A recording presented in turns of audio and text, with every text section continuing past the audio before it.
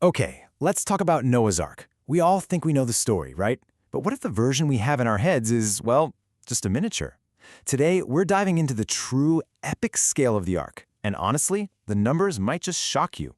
So, when you hear Noah's Ark, what do you picture? Yeah, for most of us, it's probably something a lot like this. You know, a cute, kind of bathtub-shaped boat, maybe a little crowded, with a giraffe's head poking out the top. It's the version we all grew up with in children's books and cartoons. But what if that familiar image doesn't even come close to the real thing? What if the original story was describing a structure on a scale that's, well, just way more epic? That's the question we're going to dig into. To figure this out, we can't really rely on those modern cartoons. We have to go back, way back to the original blueprint, to the source text itself, to find the actual dimensions that were laid out thousands of years ago. And here they are. The instructions are incredibly specific.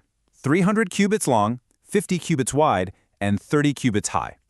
Now that sounds pretty impressive, but it leads to a big question. What in the world is a cubit? Right, so a cubit is this ancient unit of measurement, and it's based on the human body, specifically the length from your elbow to the tip of your middle finger. Now, for our purposes, we're going to use the common approximation, which is about 18 inches, or 1.5 feet. This little conversion is the key to unlocking the whole thing. Okay, so now we have our measurements and our conversion key.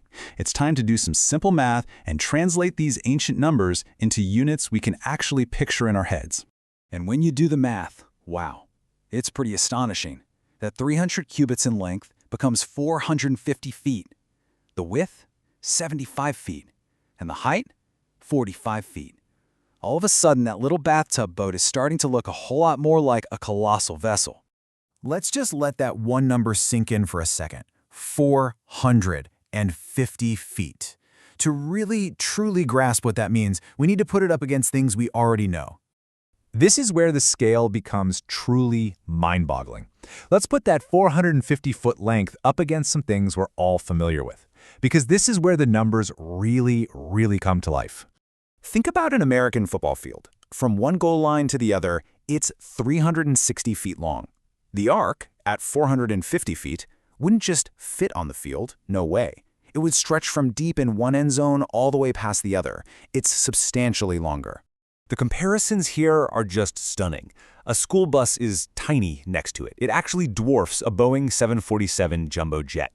And look at this. It's over half the length of the Titanic. This was an absolutely massive structure, by any standard, ancient or modern. So we've established that the Ark, according to its original blueprint, was enormous. But so what? Why is this important? Why does this scale even matter beyond being just a piece of fun trivia?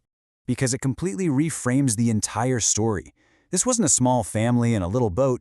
This was a project of monumental proportions, something on the scale of a modern cargo ship. It proves that our simplified retellings often strip away the epic grandeur of the original text. So, what's the key takeaway here?